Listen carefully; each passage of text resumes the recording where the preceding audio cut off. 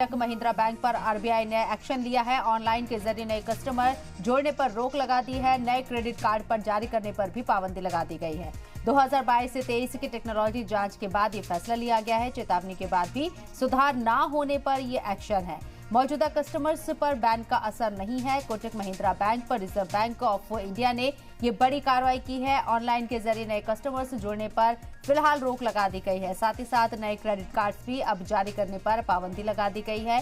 वाज़ेह रहे कि 2022 और 23 की टेक्नोलॉजी जांच के बाद ये फैसला लिया गया है। मौजूदा कस्टमर पर बैन का असर नहीं होगा, ये राहत की खबर।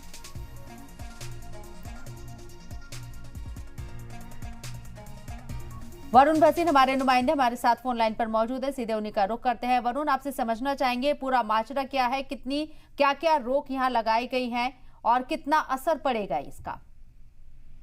जी बिल्कुल, देखिए निजी बैंक कोटक की अगर हम बात करें तो इस वक्त आरबीआई लगातार पिछले 2 सालों से इस चीज पर नजर बनाए रखा हुआ था कि क्या वो ऑनलाइन जिस तरीके से काम होता है इस बैंक का, क्या वो अच्छे से हो रहा है, जितने भी उसके ग्राहक हैं उनको उस तरह की सुविधा मिल पा रही है। और इसको बार बार ऑडिट की तरह से एक तरह से पूरी नजर बनाई हुई थी, लेकिन उस नजर बनाए रखने के साथ साथ जब आरबीआई को समझ आया कि ये पूरी तरह से कस्टमर्स के लिए एकदम फुल फ्लो में काम नहीं हो पा रहा है ऑनलाइन, तो अब आरबीआई ने कहा है कि 2 तरह की पाबंदियां इस वक्त हम इस बैंक पर लगा रहे हैं। जिसमें वो पहली पाबंदी है कि मोबाइल के जरिए आप नया कस्टमर अब नहीं जोड़ पाएंगे, यानी कि जो मोबाइल ऐप या ऑनलाइन वेबसाइट के जरिए जो भी कस्टमर जाते थे वो इस वक्त नहीं जोड़ पाएंगे अब ऑनलाइन माध्यम से। और दूसरा है कि ऑनलाइन माध्यम से ही कोई भी क्रेडिट कार्ड इशू नहीं कर पाएगा ये बैंक, क्योंकि यहाँ पर सिर्फ आईटी से जुड़ी समस्याएं नजर आई आरबीआई को। तो जिस 2 तरह के जो बैन लगाए गए हैं वो सिर्फ आईटी से जुड़े हुए हैं। इसमें हम अपने ग्राहक दर्शकों को बता दें कि जो भी इस वक्त कोटक महिंद्रा का